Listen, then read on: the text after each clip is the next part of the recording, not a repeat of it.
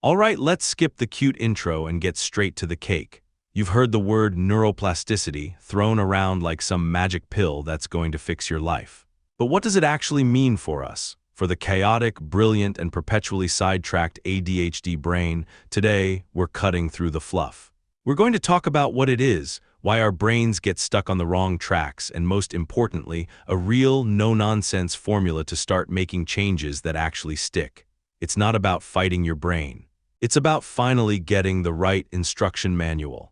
Alright, let's get this out of the way. Neuroplasticity. It's the brain's ability to change and adapt, to form new connections. You know, the whole you can teach an old dog new tricks thing, except the dog is your brain and the tricks are things like remembering to take the trash out. Think of it like this: your habits are paths in your brain forest. The things you do all the time, those are superhighways. The new good habit you want to start, that's you with a machete trying to hack a new trail through the jungle. It feels awkward, it's hard work. The key thing I learned from digging into this is that neuroplasticity isn't about erasing old habits. They don't just vanish. They just become dormant because you're using the new, better path. Your brain is efficient, it's lazy. It's not going to maintain a highway that nobody drives on. It's less rewiring and more rerouting the traffic. Building a new habit feels like this at first. It's clunky, unnatural, and you'll want to give up immediately. But the more you do it, the less it feels like a monumental effort and the more it becomes your new default. That's the goal. So if it's that simple, why is it so hard for us? This brings us to the ADHD brain's operating system. A lot of the time, we fail because we set ourselves up for it. We come in with these big, vague goals like, I'm going to be more organized. What does that even mean? It's like telling a computer be better without any actual code. We skip the most important part, the system. We don't set clear goals. We don't set realistic deadlines. We don't even think about how we're going to do the thing. We just rely on a sudden burst of motivation, and when that fizzles out, which it always does, we're left with nothing but guilt. So I came across this idea that really clicked for me, and it's the core of this whole video. The formula for actual change for successful neuroplasticity is this: consistency plus system efficiency equals success. It's not about willpower, it's about having a good system. You have to think like an engineer. The real question is, what would be the best approach for me to do this? Forget how other people do it. Do you work better with a digital planner or a physical notebook? Do you need an app to block distracting websites? This is about building a system that works for your unique, weird, wonderful brain. Let's take that vague goal, make a video. A systems-based approach breaks it down. That's 2 hours of research, 2 hours of writing, a couple of hours finding media. Suddenly, it's not one giant, scary task. It's a series of smaller, manageable steps. This is how you create a repeatable and measurable workflow.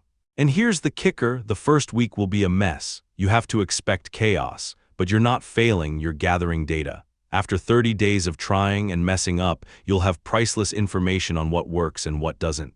That's when you refine the system. That's progress. So now that we have our formula, consistency plus systems, let's get to the practical stuff. The tools, the techniques. This is your ADHD neuroplasticity survival kit. Let's call them brain hacks. First up, micro habits. The goal isn't to meditate for an hour a day. The goal is to meditate for 1 minute. That's it. Break your desired habit down into the smallest possible chunk. The goal isn't to write a novel. It's to write 1 sentence. Consistency trumps intensity every single time for us. Number 2, gamify the routine. Our brains run on dopamine. We love novelty, challenges, and rewards, so turn your habits into a game. Use a tracker app, give yourself points. Challenge a friend. Create a reward system that doesn't involve buying another thing you'll forget about in a week.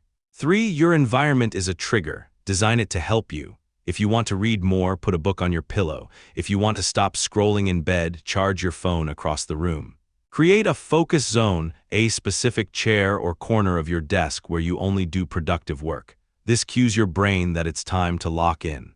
4, and I know everyone says this, mindfulness and meditation. But listen, for us, it's not about emptying your mind. It's about training your attention. It's like a workout for your prefrontal cortex. Just a few minutes a day helps strengthen the neural pathways related to focus and emotional regulation. It's literally weightlifting for your brain's CEO. 5, move your body. Regular physical exercise is probably the single most effective thing you can do for your ADHD brain. It increases blood flow, promotes the growth of new neural connections, and gives you a much-needed dose of dopamine and endorphins. You don't have to run a marathon, have a 5-minute dance party in your living room. It counts. And finally, number 6, reflect and refine. This is crucial. At the end of each week, take 10 minutes to ask what worked, what didn't, what made things easier, what was a total disaster. ADHD brains thrive on active feedback.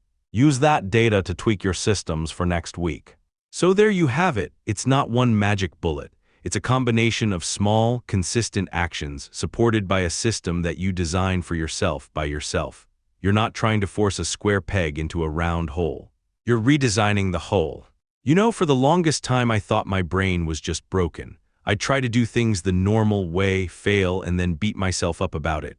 But learning about this stuff, about systems and how the brain actually adapts, it changed the game. It's not about a lack of willpower. It's about a lack of the right strategy. It's about understanding that you have to work with your brain's tendencies, not against them. Stop trying to remember to do something every day. Build a system that makes it easier, like a reminder on your phone. Build a better system. So let's wrap this up. 1. Neuroplasticity is just a fancy word for your brain's ability to learn and adapt by forming new habits. 2. The key isn't brute force or willpower, it's the formula. Consistency plus an efficient system that you build for yourself. 3. Start ridiculously small, expect it to be messy, and use the feedback to refine your approach. Your brain isn't broken, it's just wired differently. And the beautiful thing about neuroplasticity is that it proves you have the power to influence that wiring. You can build new paths. It takes time, it takes strategy, but it is absolutely possible. Now I want to hear from you. What's one tiny, micro habit you're going to try to build this week? Let me know in the comments below. Let's get a library of ideas going for everyone. And if this guide helped, you know what to do. Like, subscribe, and hit the bell so you don't miss the next chapter in our collective survival guide. Stay wired, folks.